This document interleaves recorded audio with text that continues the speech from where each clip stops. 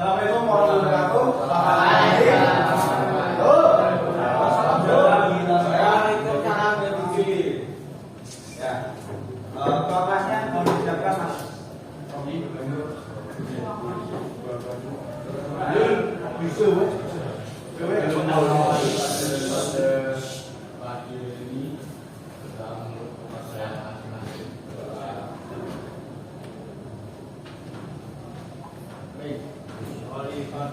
Ya, terima kasih. Waalaikumsalam warahmatullahi wabarakatuh. Ya, pertemuan kali ini Bapak akan menjelaskan tentang mekanisme katus atau mekanisme flag di head sebuah kendaraan. Perkenalan nama sih, Pak. Oh iya. Biasanya saya dipanggil Sadewa. Ya, lanjut ya. Udah kenal soalnya. Nah, di dalam mekanisme katut sendiri itu terdapat beberapa jenis mekanisme katut. Yang pertama adalah OHV atau overhead valve yang dinamakan overhead valve. Jadi klep atau valve itu berada di atas. Jadi dinamakan overhead. Ya, masuk. Dinamakan overhead karena dia berada di atas. Nah,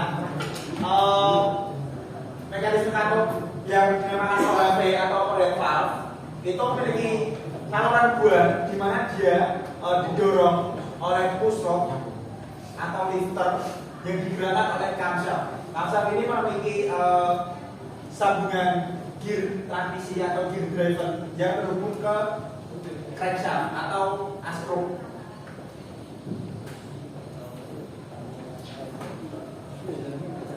Nah, mekanisme katut sendiri tadi dijelaskan ada katut sisi dan katut kepala. Kalau katut sisi, katutnya itu berada di samping silinder. Nah, tadi saya cari di bengkel itu tidak ada yang menggunakan katut sisi, karena itu adalah mesin yang menggunakan zaman dulu. Yang saya bawa adalah katut kepala. Nah, ini bahasa bawah itu dinamakan SOHC. Kenapa dinamakan SOHC? Ya, dia memiliki satu batang maupun as, jadi single overhead cam. Dia memiliki satu poros yang digunakan untuk memutar fan trap ini dan menggerakkan klep ini.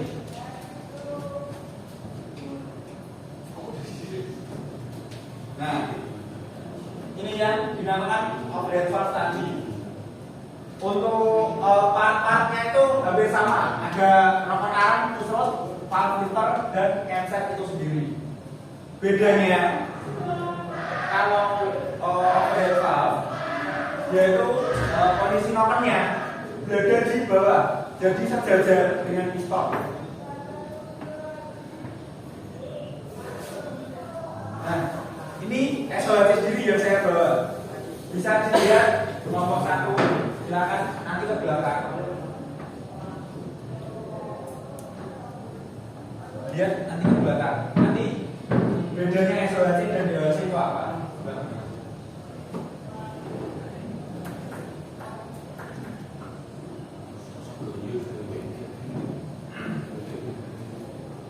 Nah, perbedaan SOHC dan DOHC itu nanti ada yang paling mendasar. Yang paling mendasar adalah penggunaan aplikasinya, programnya.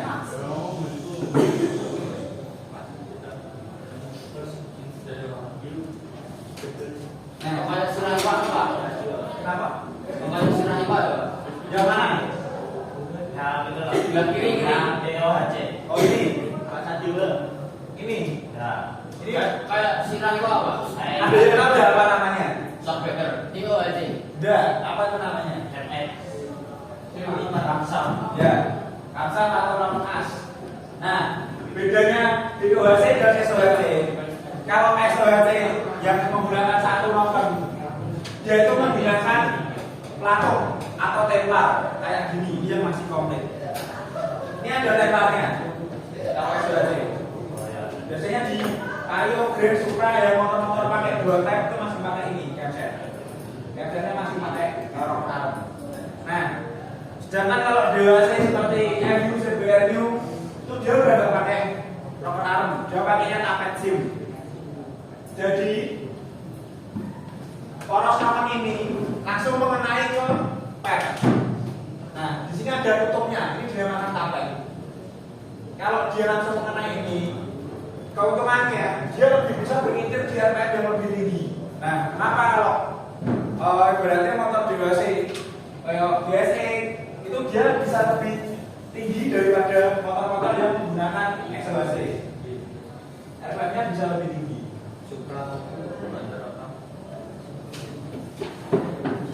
Nah, ini merupakan komponen-komponen dalam sistem mekanisme atas sendiri.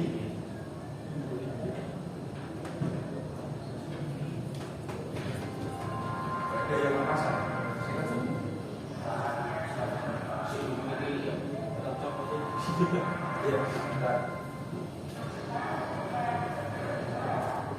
Nah, selanjutnya adalah kita bahas tentang part-partnya. Yang pertama adalah atom.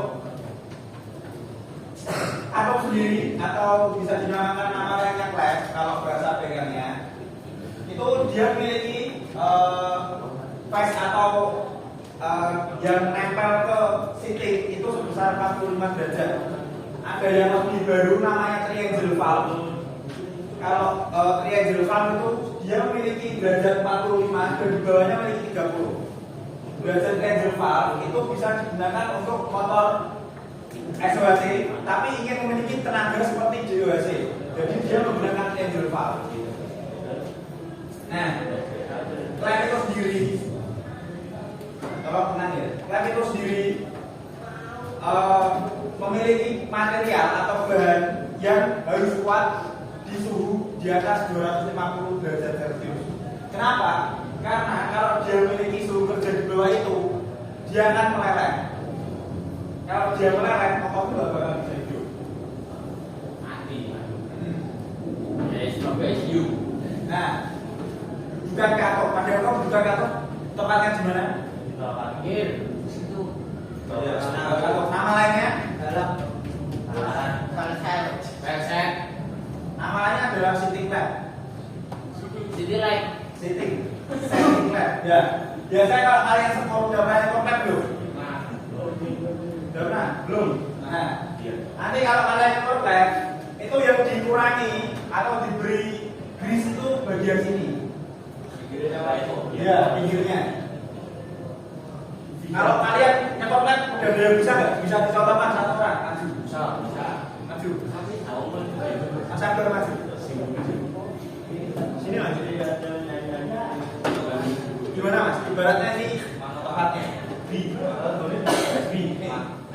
Sampai garis. Gimana? Tak seperti ini. Ibaratnya gini. Berarti dilepas.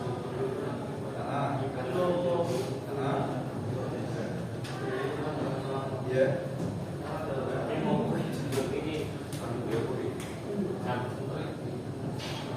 Nah, kalau muter begini itu masih salah mas. Soalnya itu udah boleh dua arah. Dan boleh dua arah, harus satu arah seperti ini. Set, naik ini turun. Pas gini ke bawah, dan pas ke atas naik. Harus satu arah. Karena kalau dia memiliki alur dua arah, nanti akan bocor lagi. Dan itu membuat turun lebih lama. Ya, sekarang juga. Ya, gue pernah. Itu. Nah, selanjutnya adalah penggantian katok.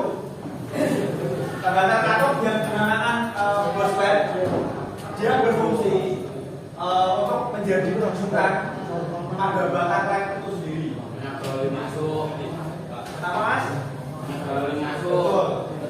Selain dia mencegah orang yang tidak masuk ruang bakar, di situ harus ada seal tank, ada karet. Nanti akan dibahas lebih lanjut. Anjir. Yang selanjutnya adalah camshaft atau non-as. Nah, camshaft itu berfungsi untuk mengatur bukaan untuk non-as. Saluran masuk udara bahan bakar camshaft itu merupakan kunci dari mesin 4 tak. Nanti kalau kalian ingin belajar lebih dalam mengenai camshaft, nanti bisa ke bengkel diajarkan gimana caranya untuk mendayung sebuah noken as. Noken as itu memiliki dua fungsi, ada yang berfungsi di RPM bawah dan berfungsi di RPM tinggi. Kalau noken as memiliki LSA atau low speed angel bawah 101, itu dia berfungsi di RPM bawah. Jadi kalau buat trail itu LNA-nya biasanya rendah. Kalau lift tinggi itu harus diimbangi dengan bukaan atau durasi yang lebih lebar. Jadi dia bekerja di RPM atas nantinya dan menghasilkan LSA yang lebih tinggi. Ini salahnya kan? Caranya dulu ya. Mohon berdiri. Sudah siap. 1. Keduanya yang Malaysia. Tadi kan sudah menyinggung tentang camshaft atau noken as. Noken as itu sendiri kan berhubungan langsung dengan crankshaft atau kertas. Nah, mengapa noken as bisa berputar? Karena ada yang memutar. Di antaranya dia memiliki 3 jenis pemutar. Yang pertama adalah timing gear. Timing gear biasanya digunakan pada mobil. Jadi dia menggunakan gear untuk menghubungkan antara crankshaft dan camshaft. Dan selanjutnya adalah timing cair. Timing cair itu biasanya digunakan di motor yang dinamakan AT Kaprat. Yang terakhir adalah timing belt. Timing belt itu dia menggunakan belt atau bukan belt atau karet. Nah, timing gear sendiri dia digunakan pada mobil dengan dengan performa tinggi. Jadi dia memiliki loss power yang sedikit.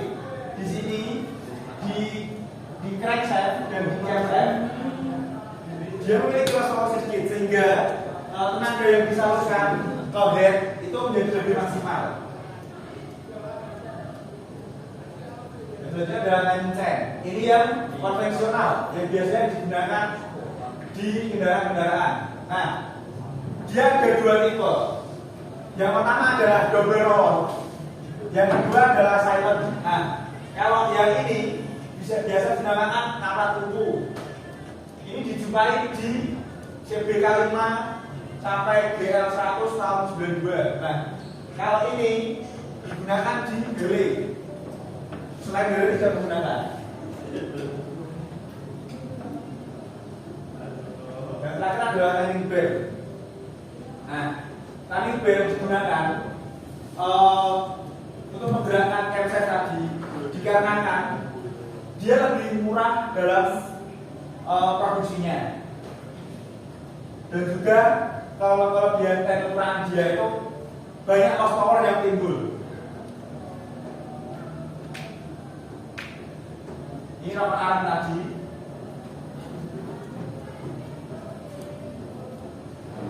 Aduh. Nah, nomor arm ini berfungsi untuk melanjutkan putaran dari crankshaft ke camshaft. Nah, perbandingan crankshaft dan camshaft itu ada yang tahu berapa banding berapa? Gak ada yang tahu, geprek tidak jadi keluar. Nah, perbandingannya adalah 2:1 karena 2 kali gerakan poros, 1 kali gerakan noken as. Yang selanjutnya adalah valve kits atau penahan bukan penahan batang led. Ya, dinamakan penantas. Yang ini adalah retainer. Ada yang tahu betul-betul retainer? Apa? Betul-betul retainer? Betul-betul retainer? Boleh kalian setting? Tidak apa-apa. Kalau ada yang tahu.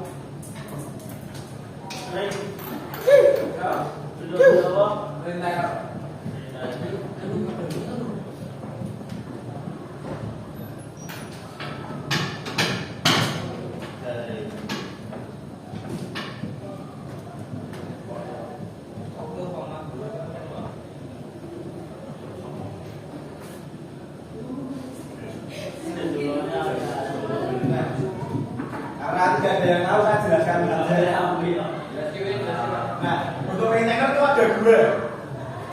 Yang satu adalah bentuk rectangle yang ininya datar dan yang tembung. Kelebihan yang tembung itu untuk memperlemah pertek. Jadi pertek itu fungsinya untuk menggerakkan membalikan klep, tapi dia memberikan horsepower kepada engine yang sangat besar.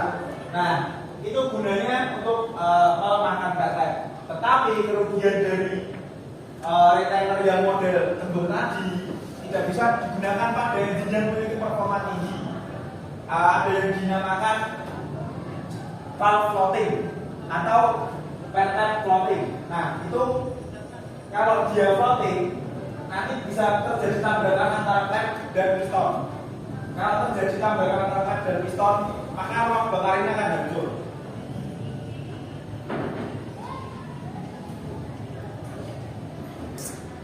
Nah, ini adalah klep atau valve spring gas ya. Yang biasa digunakan adalah double, tapi yang tidak terlalu keras. Dan yang jarang digunakan adalah single.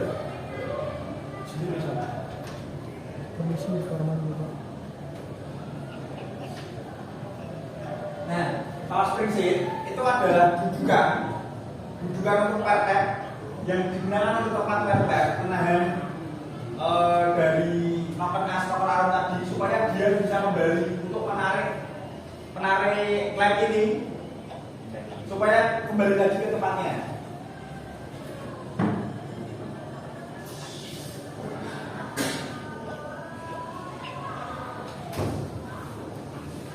Nah, ini adalah sirkuit yang tadi dia berfungsi untuk mencegah oli masuk ke dalam ruang bakar. Yang kebetulan benar. Kalau oli masuk ke ruang bakar, yang terjadi apa? Bocoran. Bocor. Kotornya jadi gimana? Sabul, Pak. Ya. Dia akan bul putih karena oli itu terbakar dalam proses pembakaran. Nah, untuk selanjutnya akan ada kuis 5 soal saja. Tolong disiapkan kertas, nanti dikumpulkan ke depan. Saya kasih tahu soalnya. Wah, kagak yang semua. Nanti dikumpulkan.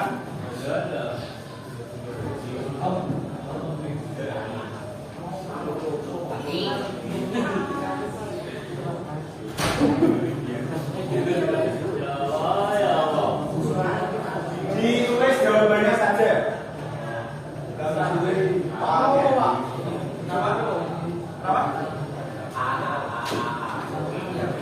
Ditulis jawabannya saja.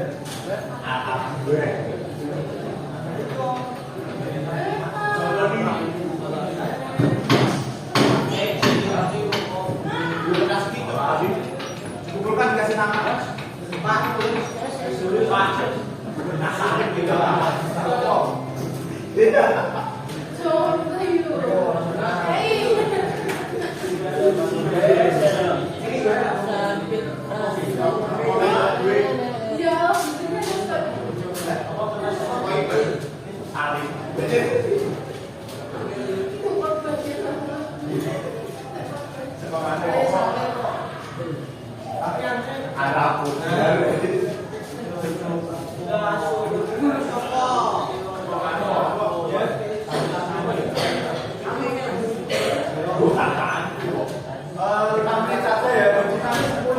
Saya tarik untuk dikumpulkan.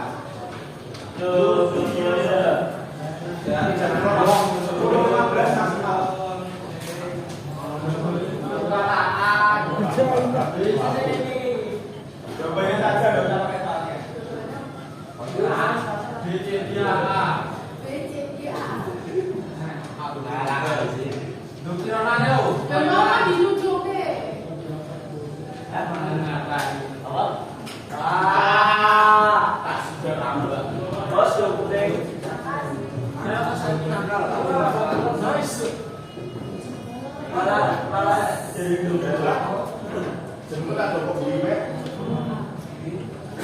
Loh.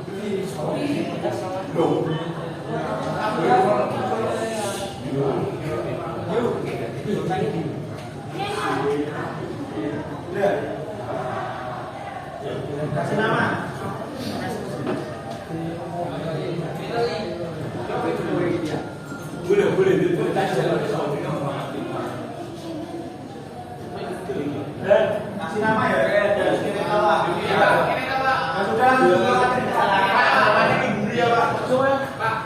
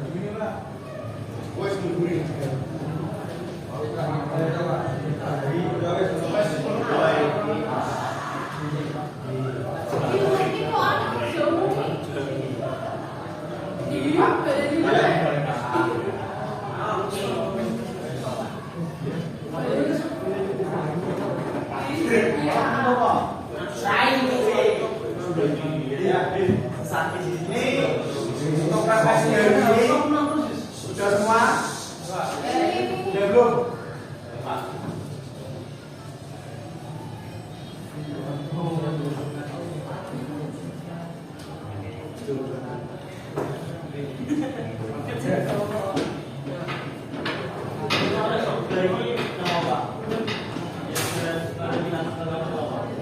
Ya, terima kasih untuk refleksi hari ini. Karena jam saya sudah habis. Terima kasih untuk perhatiannya. Jadi saya cukup. Wassalamualaikum warahmatullahi wabarakatuh.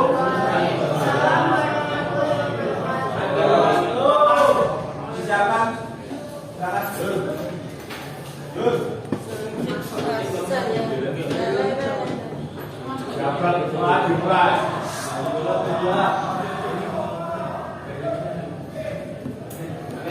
Selesai.